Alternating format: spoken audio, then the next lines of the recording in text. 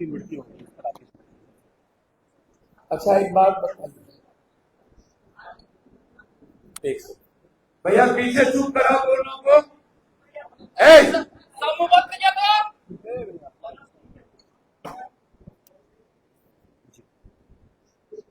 BJP से और क्षेत्रीय पार्टी से अब क्या उम्मीद करें? नफरत, मौत। पटना में 2 भाई बहन को जिंदा जला दिया। लगातार कहीं बस में बलात्कार। अभी बीजेपी के एक आईटी सेल के 4 लड़के ने मोतिहारी में बारी बारी से एक 14 वर्ष की लड़की के साथ बलात्कार। मुजफ्फरपुर में एक दलित की बच्ची के साथ बलात्कार।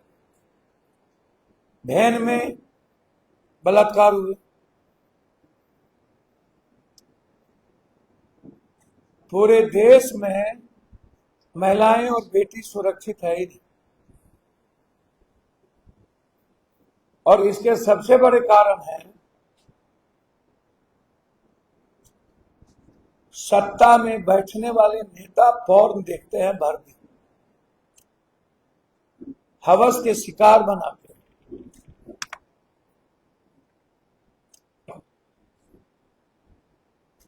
नेता की भूमिका बहुत गंदी है। इस देश में महिलाओं को भगवान बनाया गया, लेकिन कभी भी महिलाओं की इज्जत नहीं की, रेस्पेक्ट नहीं की। कभी बान, कभी सती, कभी विधवा, कभी भ्रूण हत्या, कभी दहेज, कभी घरेलू हिंसा। जब तक यह स्मैक ड्रग्स 30 साल, 20 साल, 25 साल के लड़के नशा का सेवन कर चुके, 90%। किसी भी पड़ोसी से बच्ची को बचाना अब मुश्किल है। बच्ची को सिर्फ मां ही बचा सकती है इस देश में। अब नेताओं से और इन ड्रग्सी से और पॉर्न देखने वाले से कोई नहीं बचा सकता। आपने कहा कि आगामी विधानसभा चुनाव में महागठबंधन की जीत होगी और इसका श्रेय जाएगा राहुल गांधी। तो क्या राजद और तेजस्वी कुछ भी? मैं बार बार कहता हूं, गठबंधन एक है। बीजेपी का एजेंडा मत चलाइए आप लोग। राहुल गांधी जी के विजन पर ही हम देश 29 का जीतेंगे। बिहार जीतेंगे, असम जीतेंगे, केरला जीतेंगे, तमिलनाडु जीतेंगे। और वो सवाल है कि आज सभी देश की संस्थाएं को जिस तरीके से बीजेपी और आरएसएस गिरवी बना दी, सर्वोच्च न्यायालय की भी बात यह संस्थाएं नहीं सुन रही। संविधान से ऊपर हो चुकी है चुनाव आयोग, ईडी, सीबीआई सब। ऐसी परिस्थिति में राहुल गांधी जी करो और मरो के साथ लड़ रहे हैं। महाराष्ट्र में चोरी की गई, हम वोटर लिस्ट मांगे, हमको चुनाव आयोग ने विपक्ष को नहीं दिया। बिहार में एसआईआर किया गया। तो सबसे पहला मेरा सवाल है, जब गलत वोटर पर वोटिंग हुई तो पहले लोकसभा की सदस्यता से नरेंद्र मोदी जी इस्तीफा दे और पूरा लोकसभा की प्रक्रिया को रद्द करे और पुनः इस देश में लोकसभा का चुनाव। और नरेंद्र मोदी जी को रहने का कोई अधिकार नहीं। यह 6 महीना के बाद यह कहां से पता चला कि 22 लाख लोग मर गए, 35 लाख लोग मिसिंग हैं और 8 लाख लोग को डबल वोटर। एक विधानसभा से 25,000, 26,000, 35,000 और सबसे ज्यादा एसटी, एससी, ईबीसी और माइनॉरिटीज के वोट को हमला किया। आप उठा के देख लें। तो चुनाव आयोग ना कोई कागज लिया, ना कोई आइडेंटिफाई किया, ना कोई फोटोग्राफी हुई। कौन बीएलओ कब गए, जाके नाम और बाप का नाम लिखे ले आया। 73% बाढ़ इलाके में गए ही नहीं। 3 करोड़ 5 लाख लोग बाहर हैं, उससे मिले ही नहीं। तो फिर 70 लाख वोट को आप वोटर लिस्ट से कैसे नाम काट दें? यह सवाल है। मरता क्या नहीं करता। हमारे नेता 10 तारीख से 24 तारीख तक बिहार प्रदेश में दौरा करेंगे कि कैसे बीजेपी के लोग महाराष्ट्र में हम पर हमला किए हैं, असम पर हमला किए हैं, गुजरात में हम लोग पर हमला किए हैं, और अब चुनाव आयोग के द्वारा नस्ल खत्म करने की बात हो रही है। तो आरक्षण की बात कौन कर रहा है? राहुल गांधी। जाति जनगणना की बात कौन कर रहा है? राहुल गांधी। देश की हिफाजत की बात कौन कर रहा है? Rahul Gandhi. Open challenge secularism की बात कौन कर रहा है? राहुल गांधी। अंबेडकरवादी सोच के लोगों की रक्षा की बात कौन कर रहा है? Rahul Gandhi. UPSC, SSC, BPSC की बात कौन कर रहा है? राहुल गांधी। आम लोगों को 5 गारंटी कौन दे रहा है? राहुल गांधी। तो हम राहुल गांधी के विजन पे ही जीतेंगे और राहुल गांधी के नेतृत्व में ही जीतेंगे। सरकार का मुख्यमंत्री कौन होगा, ये गठबंधन तय करेगा।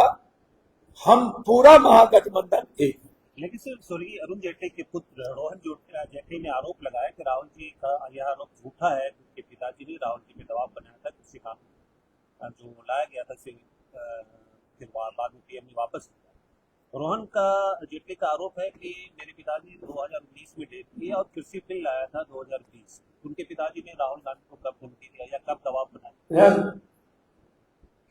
ये कृषि कानून बिल पहले से ही आ रहा है और अरुण जेटली जी कब माने? 16 और 20 राहुल गांधी जी झूठ बोल ही नहीं सकते और बीजेपी सच बोल ही नहीं सकती। जुमलाबाजी।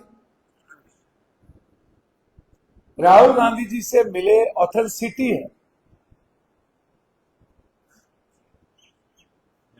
इसीलिए राहुल गांधी जी ने अरुण जेटली जी के बारे में जो बात कही वो सच्चाई के साथ कही है और तथ्य के साथ। और दूसरी तरफ आपके मित्र हैं जितेंद्र आह्वान, एनसीपी के नेता। उनका कहना है कि भारत को सनातन धर्म बर्बाद कर रहा है और मैं हिंदू, यानी वो हिंदू और सनातन धर्म को अलग अलग कर रहा है। इस पर आपकी प्रतिक्रिया? एक बात ध्यान रखिए, पूरा देश सनातन है, पूरा देश वसुधैव कुटुंबकम, सबका खून एक है, सबका लक्ष्य इंसानियत और मानवता है, कोई धर्म अलग नहीं है। भारत कर्म प्रधान है, धर्म प्रधान नहीं है। भारत कर्म को ही सनातन मानता है और कर्मवादी ही हिंदूवादी आदमी होगा। जो नफरतवादी लोग होंगे और धर्मवादी लोग होंगे उनको सनातन का पता नहीं। तो ये जो साध्वी प्रज्ञा का कहना है, उन पर जब मुंबई बम ब्लास्ट के वक्त अरेस्ट किया गया था तो उन पर दबाव बनाया जा रहा था, आप मोदी का नाम, नरेंद्र मोदी का, ये प्रज्ञा अब सही बोल रही है कि तब? अच्छा एक बात बताइए, कोई कह रहा है भागवत का नाम, कोई कह रहा है दोनों नाम। अभी बम कांड में हाईकोर्ट ने 19 साल मुस्लिम सब जेल में मुस्लिम लोग रहे तो वो बरी हो गए, तो उस पर कोई सवाल नहीं हुआ।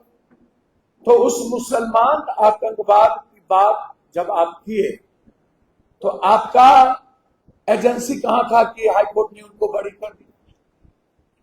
हम तो बहुत क्लियर है इस मामले में।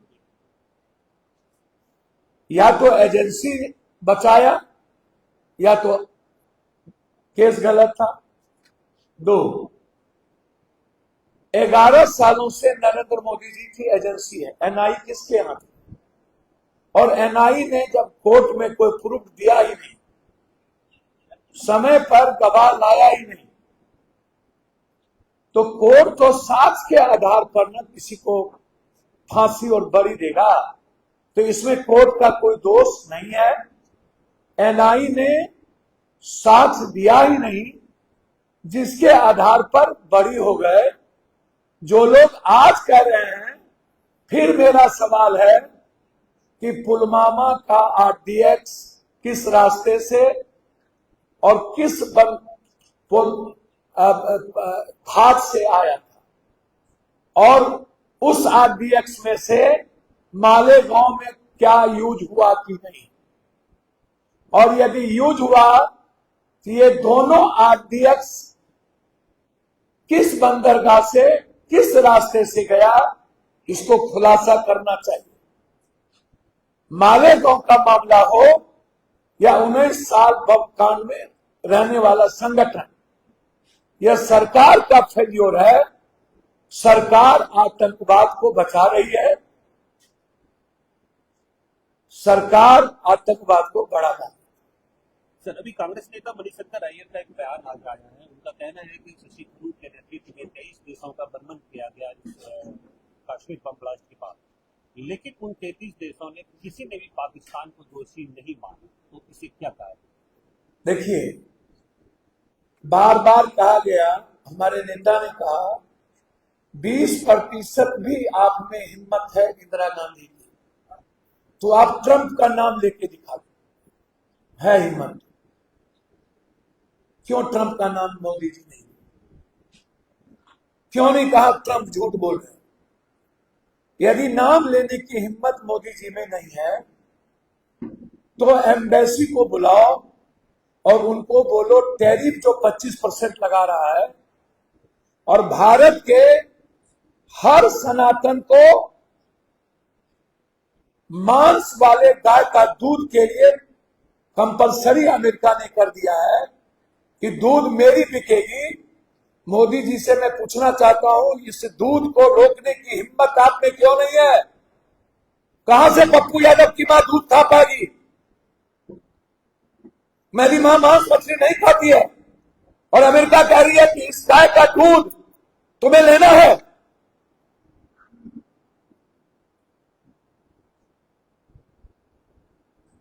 जो गाय अमेरिका में घास नहीं खाती है, सिर्फ मांस खाती है, हम मांस खाने वाले गाय के दूध को पिएंगे? कहां से आ गया 56 इंच का छीना? 25% टैरिफ क्यों लगाया? और भारत में आजाद हिंदुस्तान के बाद पहली बार रूस ने भारत का सपोर्ट नहीं किया। मात्र एक देश भारत का सपोर्ट किया, ईरान। एक भी देश भारत को सपोर्ट नहीं किया। आतंकवाद के खिलाफ बोला, लेकिन पाकिस्तान के खिलाफ कोई नहीं बोला।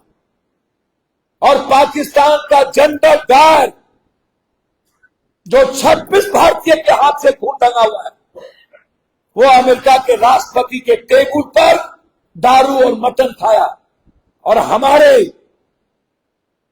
विदेश मंत्री उस टेबल पर बैठे हुए थे। 6 इंच 56 इंच नहीं, 6 इंच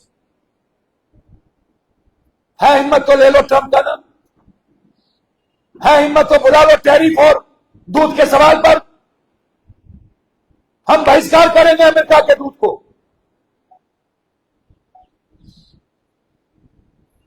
हमसे चीन लड़ रही थी, पाकिस्तान नहीं लड़ रहा था। हम चीन के खिलाफ बोलते ही नहीं है। हमारी सैनिक लड़ने को तैयार है चीन के खिलाफ।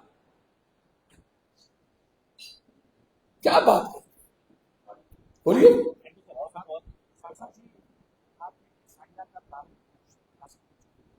आप would like